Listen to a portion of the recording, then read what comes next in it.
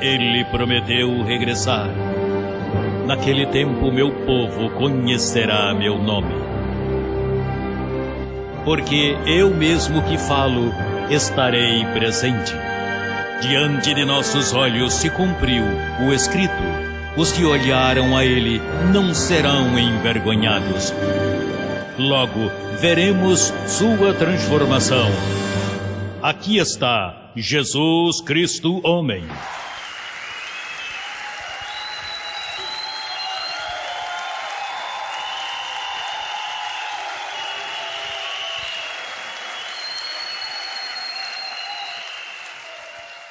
Vejamos, primeira carta aos Coríntios, capítulo 2, verso 12. Passe o próximo livro, depois de Romanos.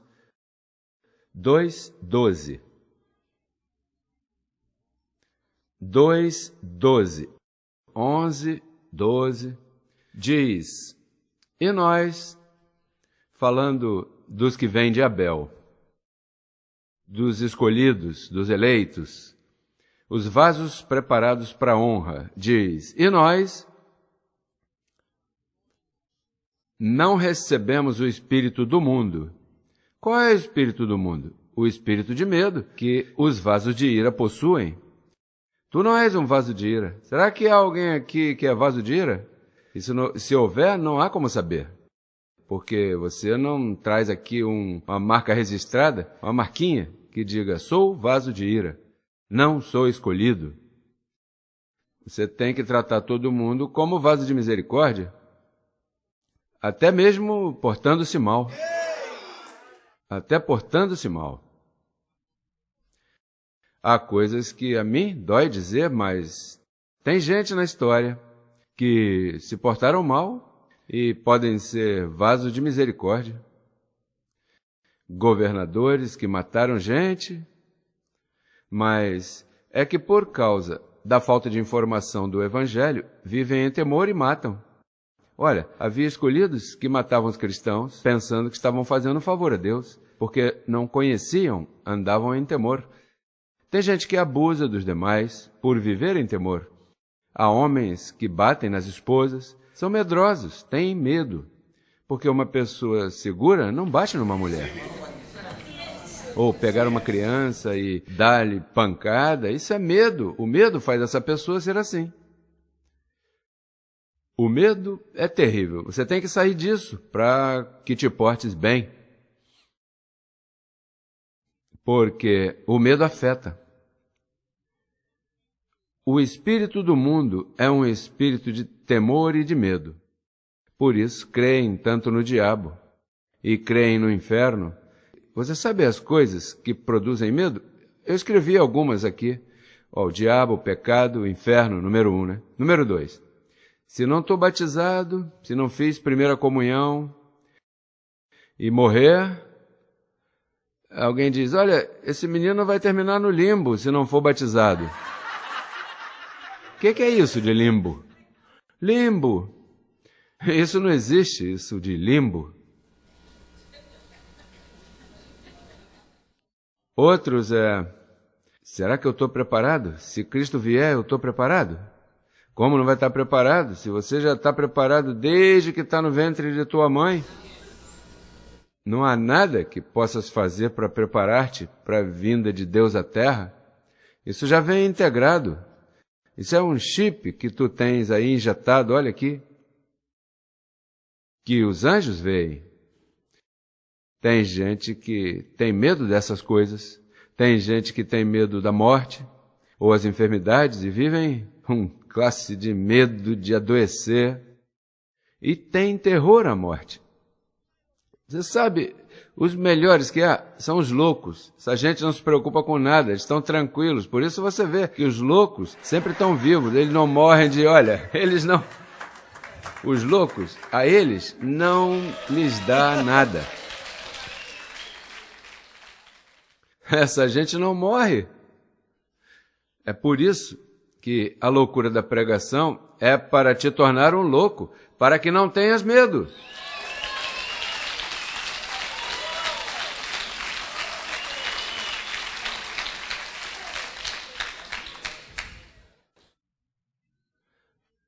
no meio, na metade da Bíblia. Se você puser o dedo assim no meio, aparecem os Salmos. Antes dos Salmos está Jó. J-O. Vamos a Jó, capítulo 3, versos 25 e 26. Quantos tem verso 25? Ah, papai, diz assim: porque o temor que me espantava me sobreveio. O temor o quê? O que aconteceu? E me aconteceu o quê? O que eu temia. Não tenho tido paz, não me assegurei, nem estive repousado, não obstante, me veio turbação. Olha, o medo e o temor são como um imã que andam procurando problemas. Uma pessoa que sempre está assustada, estão me vigiando, cuidado com a comida, cuidado com o que come, olha, cuidado isso, aquilo, olha. Então, quando tu tens temor, isso atrai, veja o que diz, porque o temor que me espantava me sobreveio. Você não está vendo que o temor, diga, é um espírito de temor. Então, como é um espírito, olha, se tu tens um espírito positivo, o que tu atrais? Boas amizades, prosperidade, desfrutas do dia, andas em paz. Mas se tens um espírito negativo e sempre se une com esse trem dessa gente aqui de Miami, rapaz, isso tá mal, e todo mundo do lado dele prosperando, ele é o único que está dizendo que tudo está mal. Porque que com essa confissão é que os povos se destroem. E então o medo atrai problemas. Atrai más amizades, pega a você todo tipo de porcaria. Olha que cara boa gente, e se acerca a você, logo em seguida entra gente má ao teu lado. Aquele que anda positivo, ou aquele que está em medo, não gosta daquele que está positivo, diz. Não gosto desse cara que está sempre rindo, tranquilo, sempre está positivo.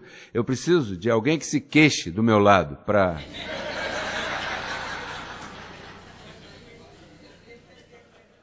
Agora, o pior do medo é, escute isso, isto sim, que a mim me doeu muitíssimo. O pior do medo é que pode, sendo tu uma pessoa boa, pode te tornar um hipócrita. E ofender, enganar e lastimar, e depois você diz, eu não queria viver assim, eu não quis mentir, eu não quis roubar, eu não quis maquinar. Vamos a Gálatas capítulo 2 para que vejas um sujeito que andava com medo. Gálatas capítulo 2.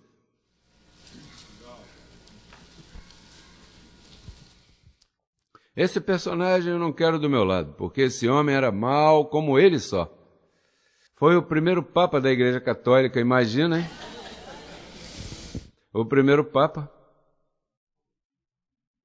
E a evidência de que era mau. Veja o que diz o verso 11. Paulo identifica que Pedro era um medroso. E veja o que diz Gálatas capítulo 2, verso 11. Mas quando Pedro veio a Antioquia, ele resistiu cara a cara porque era de condenar. Pois antes que viessem alguns da parte de Tiago, comia com os gentios, mas depois que vieram, se retraía, se apartava porque tinha medo. Tinha o quê? Dos da circuncisão. E em sua simulação, ele dissimulava. Em sua simulação, participavam também os outros judeus, de tal maneira que até Barnabé foi também arrastado pela hipocrisia. Pedro era um medroso e era hipócrita. E então a pessoa que anda em medo, veja, pode ser uma pessoa boa, mas o medo lhe faz ela te trair. Em um minuto de medo, você confia X quantidade de dinheiro e confia o negócio, e em medo ele diz, olha, isso vai cair aqui, deixa eu começar a roubar, e começa a roubar do teu negócio, porque ele tem medo que você vá jogar fora, porque anda com medo. Então não é fiel a você e te destrói o negócio, e destrói o trabalho para ele e destrói tudo, porque uma pessoa com medo é um problema no trabalho. Em uma casa, uma pessoa com medo é capaz de trair a um irmão. Olha, Pedro tinha medo da própria organização dele. Ele era o chefe da circuncisão, mas como ele tinha medo, pois então dizia, eu tenho medo. Assim que eu tenho que enganar, tenho que fazer algo aqui, tenho que seguir com o meu.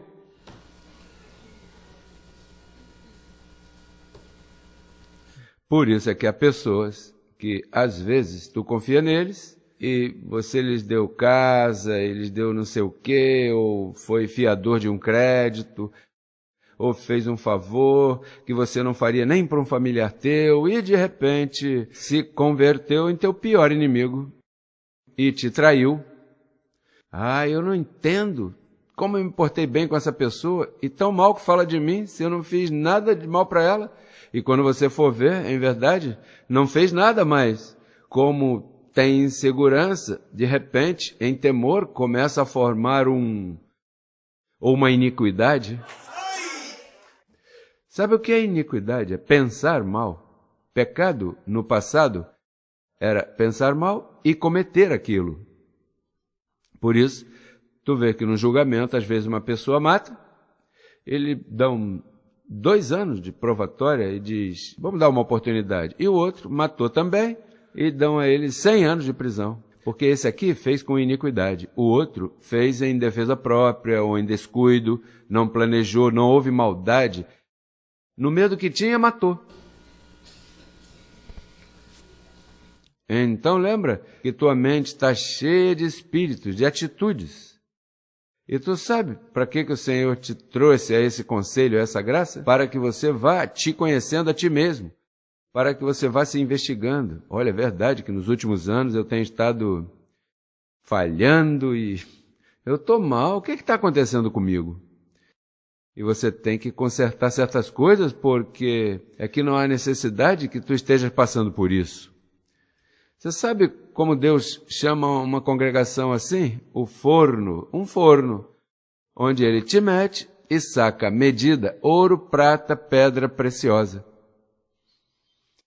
Tem gente que não suporta, tem gente que, não vou mais lá não, tchau, não vem mais, porque não suportam uma iluminação, porque se veem desnudos, dizem, não, esse pastor está falando de mim, esse apóstolo, falaram para ele de mim, porque ele está falando tudo que eu estou passando.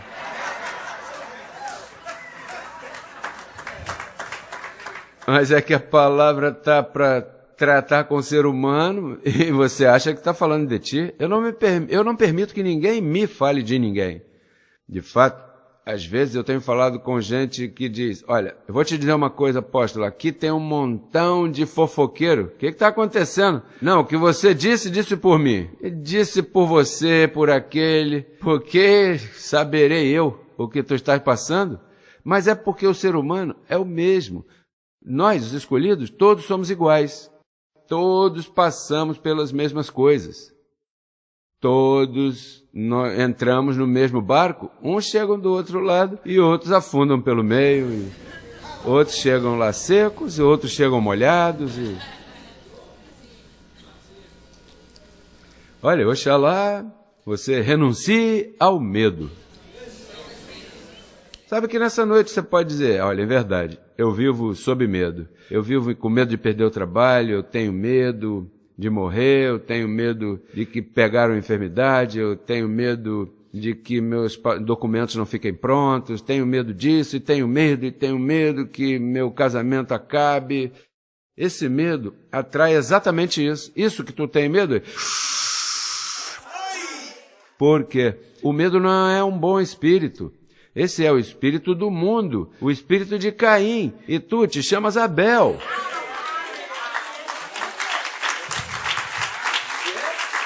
Assim é que eu vivo a vida cristã, eu investigo. Olha, por que eu estou reagindo assim? E quando uma pessoa me ajuda, apóstolo, o que aconteceu aqui? Ai, pai, verdade que eu estava dizendo isso? Sim, a linguagem corporal, né, diz que você estava atribulado, verdade? Eu não estava atribulado. Mas o corpo refletia isso. É que às vezes a pessoa tem tanta carga em cima que reflete, todo mundo se dá conta, menos você. Agora, quando está bem, também todo mundo se dá conta. Olha, rapaz, o que está acontecendo? Como está contente, hein? Olha que eu estou passando por uns momentos tremendos em minha vida. Aquele que cresce não, aquele que cresce pode acontecer o que for, que ele continua com o mesmo sentir. Como tá? Reinando? Mãe, me disseram que bateu o teu carro. Departamento de batida, eu tô reinando. Oi? Me disseram que foi ao hospital. Departamento passageiro.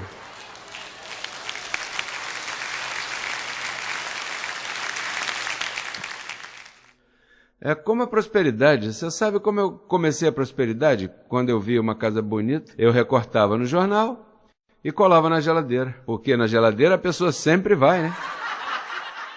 Recebo essa casa. Um carro que eu gostava, porque a prosperidade vai em A, B, C. O carro que você gosta, aí. Então, de vez em quando, ia buscar algo lá, ou recebo. Isso aí é meu. Já? Sim, olha, tudo o que eu tenho confessado me tem chegado. Tudo o que eu tenho dito tem me chegado.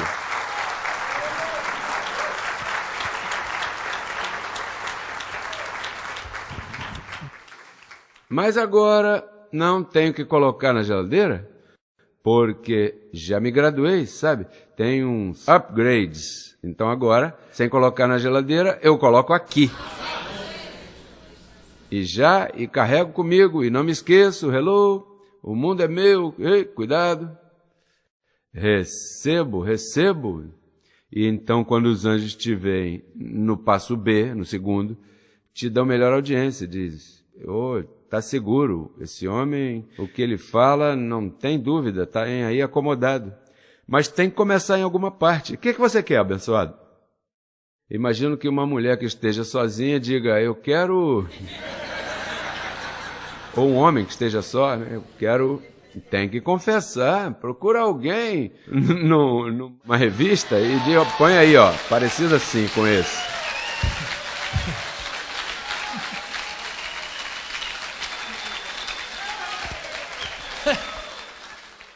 Bem, diz que os de fé, os da fé, chamam as coisas que não são, mas se não chamar...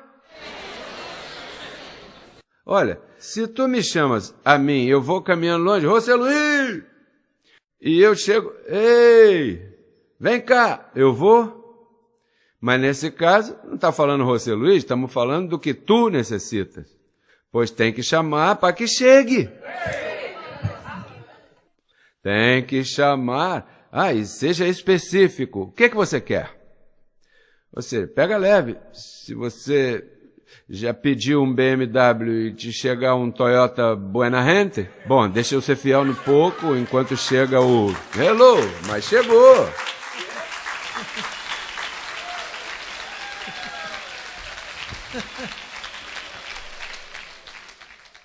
Olha, Jesus era específico, ele foi num cemitério, havia um montão de mortos. Se ele chegasse a dizer, levanta-te, e não especificasse o nome, todos os mortos levantariam. Mas ele foi específico, Lázaro, a ti te digo, levanta-te. Então os demais disseram, peraí, ele aqui agora ele chamou. Hello!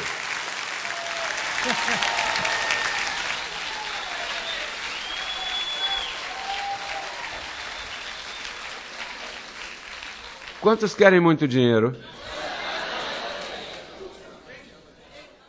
Quantos querem ter muito dinheiro? Para quê? Quantos vai colocar para o Evangelho? Quanto você vai entregar para que a palavra corra?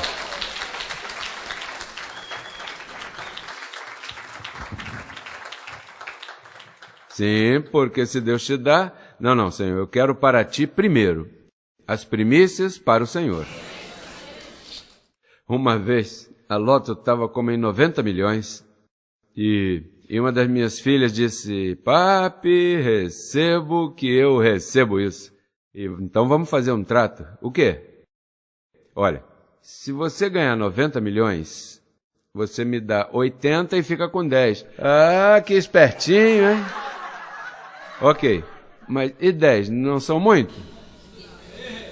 10 milhões é muito, mas eu coloquei a ela um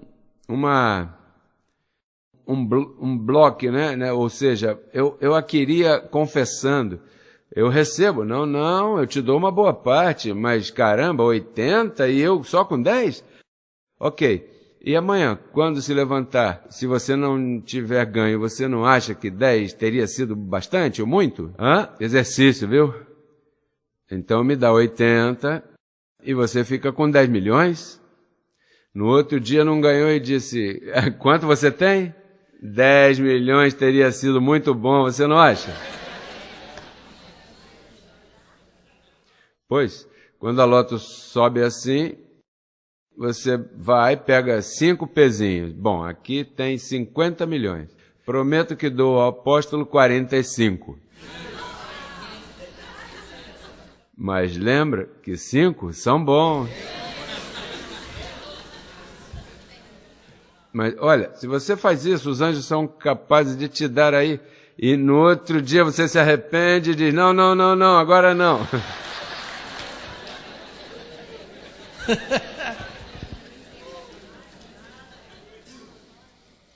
Apóstolo, e você está promovendo a loto? Não, eu não promovo nada. Para mim, tudo me é lícito. Nem tudo convém. Digo, um pezinho, né, que ganha, depende do que ganhar, mas se vai lançar tudo aí, depois não tem para comer, nem para pagar. Não, é que tudo em extremo é mal. Tudo em extremo é mal. Então, abençoados, eu recebo que tu és inteligente e pões em prática esses conselhos, e não te esquece da geladeira, enquanto vais crescendo e não tens que escrever na geladeira, escreves aqui.